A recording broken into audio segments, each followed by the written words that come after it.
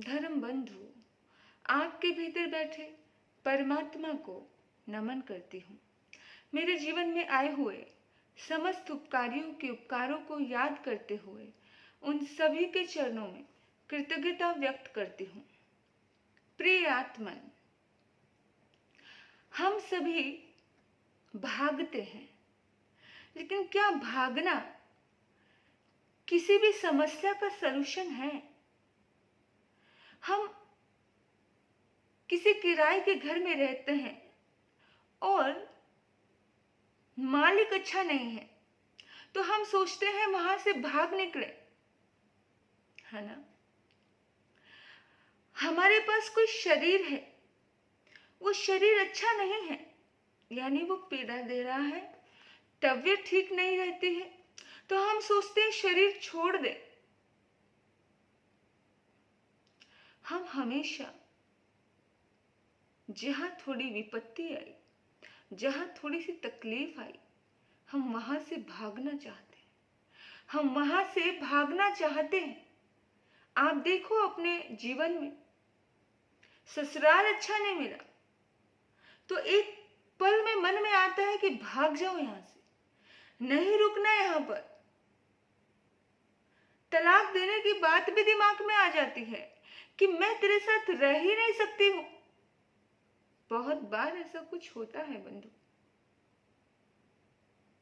नई नई बहू घर में शादी करके आई और सास और बहू का तालमेल नहीं बैठा, तब बहू को विचार आ गया और बहू ने सास से भागना शुरू कर दिया, यानी कि अलग हो गई। हम हर कदम पर, हर मोड़ पर सिर्फ भागते हैं, भाग रहे हैं, दौड़ रहे हैं, दौड़ रहे हैं।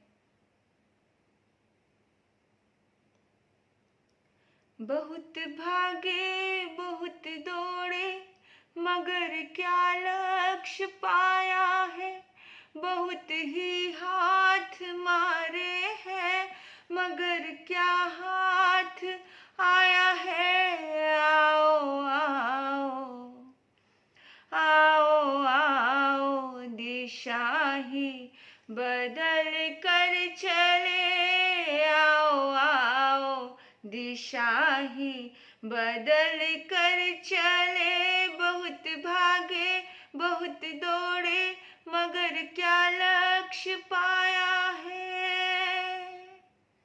आओ आओ आओ आओ दिशा ही बदल कर चले, आओ आओ दिशा ही बदल कर चले।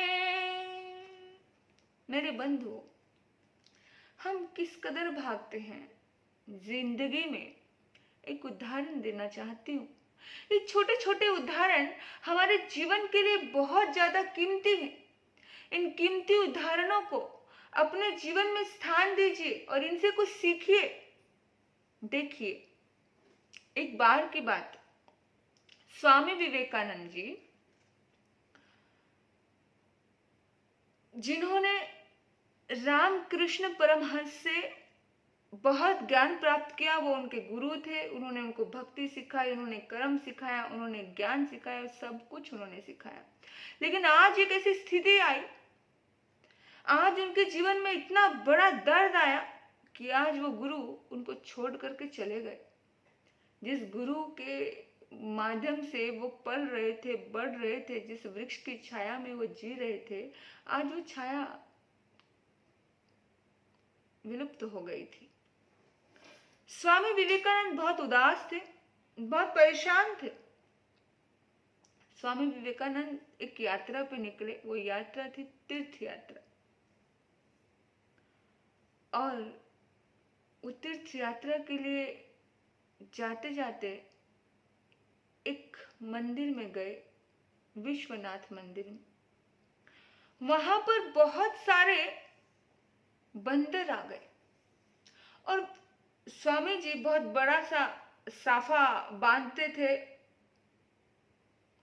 और कुछ उनकी वेशभूषा अलग सी थी और उनके साइडों में जेब थी, तो उन जेबों में उनको छोटी छोटी कुछ पर्चियां थी, कुछ स्लिप थी, कुछ छोटी मोटी डायरियां थी जो उन्होंने अपनी छोटी छोटी डायरी जेबों में भरी हुई थी, क्योंकि स्वामी जी को पढ़ने का बहुत शौक था।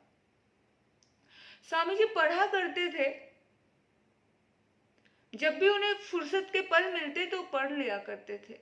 तो साइडों में भरा हुआ था कुछ, तो बंदरों को लगा कि कुछ खाने की वस्तु होगी, कुछ होगा जरूर। तो बंदर उनके करीब आने लगे, उनकी ओर झपटने लगे, तो स्वामी जी एकदम से उनसे दूर भागने लगे। स्वामी जी ने सोचा कि थोड़ा तेज तेज तेज चलता हूं, वो तेज तेज चलने लगे। जैसे ही स्वामी जी तेज चलने लगे, वैसे ही वो बंदर भी तेज चलने लगे। स्वामी जी तेज चल रहे हैं, वो बंदर भी तेज चल रहा है। आप देखो, विचार कीजिए कि स्वामी जी आखिर सोचने लगे कि क्या करूं, तो आखिर में स्वामी जी भागने लगे। बंदर भी उनके पीछे पीछे भागने लगे। तेजी से स्वामी जी तेज हो गए, बंदर और तेज हो गए। लोग बोलते हैं ना, ये तो नकलची बंदर है, बोलते हैं ना, तो बंदर तो ऐसे ही होते हैं, बंदर तो नकलची बंदर होते। तो भाग रहे हैं, स्वामी जी पसीने पसीने हो गए। इतना भागते भागते स्वामी जी थक गए कि अब गए काम से, अब क्या होगा।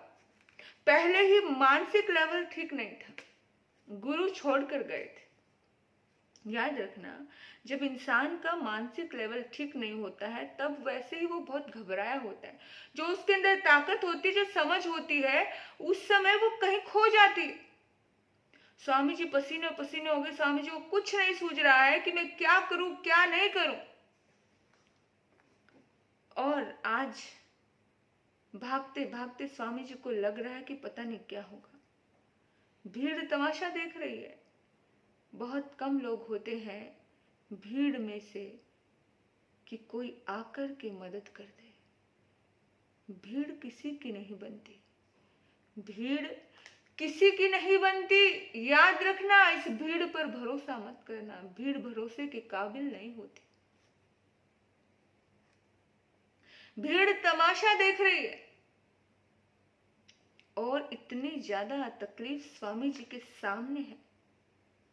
अचानक स्वामी जी को एक आवाज आती है, आवाज आती है, भागो मत, भागो मत।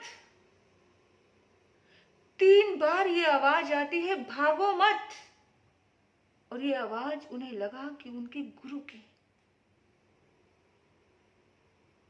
जैसे ही वो आवाज उन्होंने सुनी, तो स्वामी जी उस आवाज में खो गए, खो गए उस आवाज में। उन्हें बहुत बड़ा मंत्र मिल गया और स्वामी जी स्थिर हो गए वहां पर।